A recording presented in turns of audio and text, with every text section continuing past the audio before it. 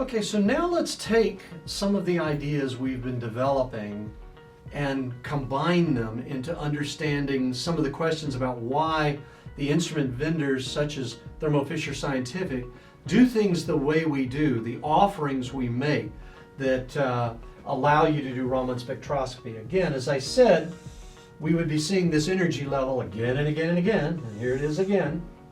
Okay, the ground state, remember, our V equals 0. I'll start on this side this time. 1, 2. Then we're going to have, remember when we talked about fluorescence, we said it's actually going to go up to a real level. So let's put levels up here. So this is now E equals 1. This is going to be the ground E, sorry about that, E equals 0. So this is the ground electronic, first electronic, ground vibrational state there. And then we can put some virtual states in the middle in a minute. But what I want to get at is this. If we take our laser, and when I was doing Raman spectroscopy, when I first started doing Raman spectroscopy, the laser we used was an argon ion laser, a great big thing. Looked like a photon cannon. It was a great thing to have in the good laser to have in the lab. And it emitted light at 514 nanometers in the green and 488 in the blue. Now at 488 in the blue, that's a fairly high energy. Blue is high energy, right?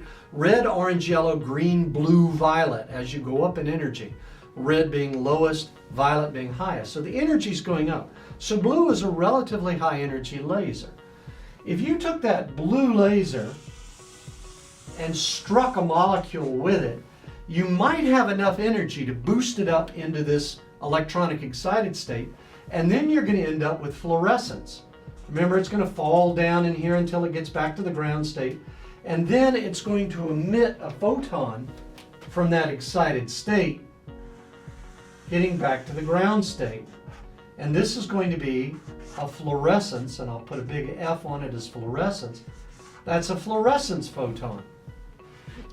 Okay, well, think about it just a moment, and the first idea of how to avoid fluorescence is immediately obvious. What if the laser doesn't have enough energy to get you up to that excited state? If the laser is lower in energy such that I end up here instead of here, the molecule's not going to fluoresce. So what I'm going to do is and we'll use a different color here. We'll use green because it's a little lower in energy than blue. We'll take a green laser and we'll only go that far. We'll come up short of the fluorescent level. And now we're in that virtual state that we were talking about earlier. Once we're in that virtual state, we now end up with a Raman scatter that comes back down. And you can see what we've done is avoided fluorescence by not pumping the molecule up enough to get it into the excited state. If it doesn't get there, it's not going to fluoresce. So this is why if you look at the list of lasers that are supplied by many of the vendors, they may have some high energy ones, like 455, which is way up. Well, as I said, 488 is blue. This is headed for the violet. It's a bright blue. Okay, but they will also offer things like 532. That's a pretty standard diode laser. Used to be a frequency doubled neodymium YAG at 1064, but the 532 laser, good one, green, but it may still be too much for the molecules. One really nice one is at 785, because remember, as the nanometers goes up, as the nanometers get longer, the wavelength is getting longer of those lasers, the energy is going down. So if you imagine that might be 455, 532, 785 would only come up to there. This all sounds really good. In other words, why don't we all just use 785 and be done with it? Bradley's first rule of spectroscopy: you never get something for nothing. Herein lies one of the key compromises that has to be made in Raman spectroscopy. And that is the fact that the efficiency is proportional to 1 over the wavelength of that laser raised to the fourth power. The fourth power. As the laser wavelength gets longer, the Raman efficiency plummets. You see the trade-off. With fluorescence, you want that long wavelength because you won't fluoresce. But your efficiency, the Raman scattering cross-section or the Raman scatter that actually gets the detector, becomes abysmal. It becomes anemic as you get to these longer wavelengths. It depends upon the molecule that you're looking at. Another laser that's used, and I'll explain why in just a few minutes when we look at FT Raman, is 1064. 1064 is ginormous.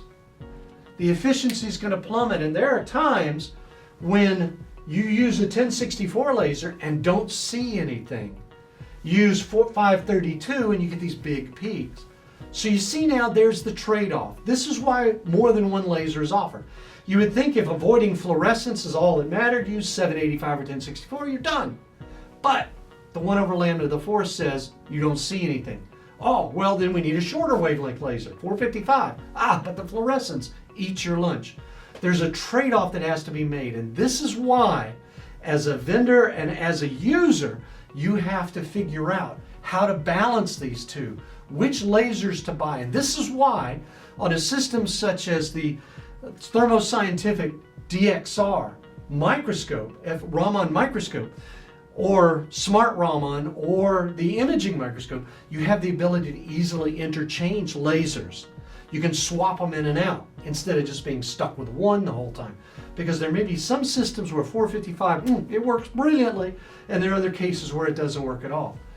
There are a lot of other lasers you can stick in here, like the helium neon at 633. I mentioned the argon at 514 and 488. There are all kinds of lasers, and if you, again, go to an analytical trade show, and you go to some of these dealers who have the banks of diode lasers, you'll see just color after color after color. They have so many. And the reason why has to do with this trade-off. Fluorescence, bad. Efficiency, bad. You got to find that balance. Okay? So this is why they're there. This is what we'll be talking about when we get to the instrumentation as far as the easy interchangeability of those lasers go. Okay, so now we're going to take a step back and we're going to look at this particular laser, which is used in a special type of system called an FT Raman, and look at why and then look at how that's done.